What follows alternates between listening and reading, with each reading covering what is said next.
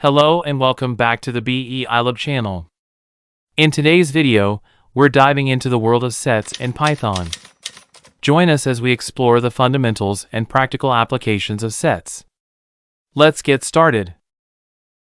A set is an unordered collection of unique elements represented by curly braces in Python.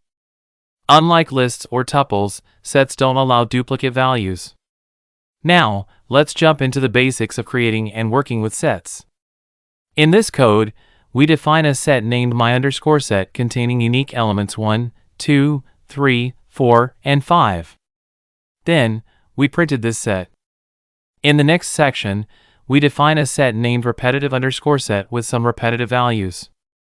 Notice that when we print the set, it automatically eliminates duplicates, showcasing the fundamental property of sets to store only unique elements.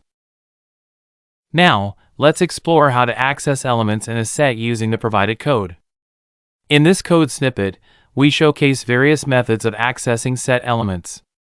First, we use the in keyword to check if specific elements, 3 and 6, are present in the set. The results are printed to the console, indicating the membership status. Additionally, we demonstrate the conversion of the set into a list. This allows us to perform indexing operations.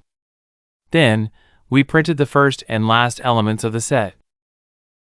Now, let's explore how we can modify sets in Python using the update, add, and remove methods.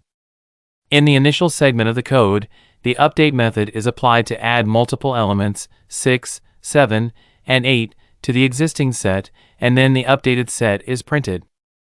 Moving forward, the add method is employed to insert a single element, 9, into the set. Finally, the remove method is used to eliminate element 1 from the set. What do you think will happen if you try to remove an element that doesn't exist in the set using the remove method? Share your thoughts in the comments below. Thank you for joining us in this tutorial. We appreciate your engagement. If you have any questions or thoughts, please feel free to drop a comment below. Don't forget to give us a thumbs up if you found the content helpful and consider subscribing for more insightful tutorials. You can also explore additional code examples on our GitHub page. Stay tuned for upcoming tutorials, and we look forward to seeing you in the next video.